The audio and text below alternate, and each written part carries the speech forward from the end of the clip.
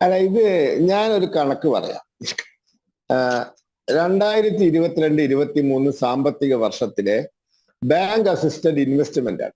അത് രണ്ട് തരത്തിലുള്ള ഇൻവെസ്റ്റ്മെന്റ് ആണ് രാജ്യത്ത് നടക്കുന്നത്. ഒന്ന് FDI, ഫോറിൻ ഡയറക്ട് ഇൻവെസ്റ്റ്മെന്റും, മറ്റൊന്ന് ഡൊമസ്റ്റിക് ഇൻവെസ്റ്റ്മെന്റും. ആ ഡൊമസ്റ്റിക് ഇൻവെസ്റ്റ്മെന്റിൽ 99%ഉം ബാങ്ക് അസിസ്റ്റഡ് ആണ്. അപ്പൊ ബാങ്ക് അസിസ്റ്റഡ് ഇൻവെസ്റ്റ്മെന്റ് ഇന്ത്യയിൽ 2022-23 3,52,000 കോടിയാണ്. അത് ഉത്തർപ്രദേശിലാണ് ഏറ്റവും കൂടുതൽ, 43,000 കോടി. രണ്ടാം സ്ഥാനം ഗുജറാത്തിനാണ്, 37,000 കോടി. മൂന്നാം സ്ഥാനത്ത് ഒറീസയാണ്. ഒഡീസ എന്ന് പറയുന്നത് ഒരു പിന്നാക്ക സംസ്ഥാനമായിരുന്നു. ഇപ്പൊ അത് അവര് മൂന്നാം സ്ഥാനത്താണ്. അത് കഴിഞ്ഞാൽ മഹാരാഷ്ട്രയാണ്, അതായത് കർണാടകയാണ്. കേരളത്തിന് കിട്ടിയിരിക്കുന്നത് ഈ 3,52,000 കോടി രൂപയുടെ ബാങ്ക് അസിസ്റ്റഡ് ഇൻവെസ്റ്റ്മെന്റിൽ കേരളത്തിന് കിട്ടിയിരിക്കുന്നത് 2,399 കോടി രൂപയാണ്. ഇപ്പൊ കഴിഞ്ഞ വർഷം, സാമ്പത്തിക വർഷം, ബാങ്ക് അസിസ്റ്റഡ് ഇൻവെസ്റ്റ്മെന്റ് ഇന്ത്യയിൽ 3,52,000 കോടി രൂപ നടന്നപ്പോൾ കേരളത്തിന് കിട്ടിയത് 2,399 കോടി രൂപ, അതായത് 0.9%.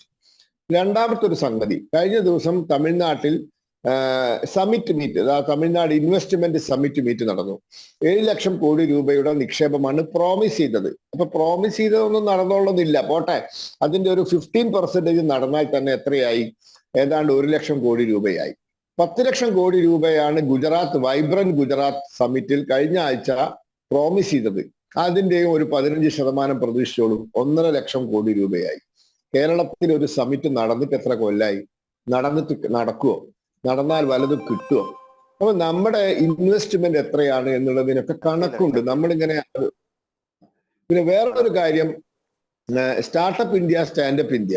സ്റ്റാർട്ടപ്പ് ഇന്ത്യ, ഗവൺമെന്റ് ഓഫ് ഇന്ത്യയുടെ കീഴിലുള്ള നാഷണലൈസ്ഡ് ബാങ്കുകൾ കൊടുത്ത ലോണിന്റെ കണക്കെത്ര അറിയോ? അതായത് കേരളത്തിൽ ഏതാണ്ട് 47,000 കോടി രൂപയുടെ ലോണ് കൊടുത്തിട്ടുണ്ട്. 47,000 കോടി രൂപയുടെ ലോണ് കൊടുത്തിട്ടുണ്ട് കേരളത്തിൽ. അതിൽ 11,000 കോടി രൂപ മുദ്രാ ലോൺ ഇനത്തിൽ മാത്രം കൊടുത്തിട്ടുണ്ട്. അപ്പൊ അതിന്റെ ലേറ്റസ്റ്റ് കണക്ക് പുറത്തു വന്നിരിക്കുന്നു. അപ്പോൾ ഇതൊക്കെ കേന്ദ്ര സർക്കാരിന്റെ കീഴിലുള്ള നാഷണലൈസ്ഡ് ബാങ്കുകളാണ് കൊടുക്കുന്നത്. അപ്പൊ ഒരു വിവേചനം ഉണ്ടായിട്ടില്ല. ഒരു തരത്തിലുള്ള കേരളത്തോടുള്ള ഒരു ചിറ്റമെന്നയോ വിവേചനം ഉണ്ടായിട്ടില്ല.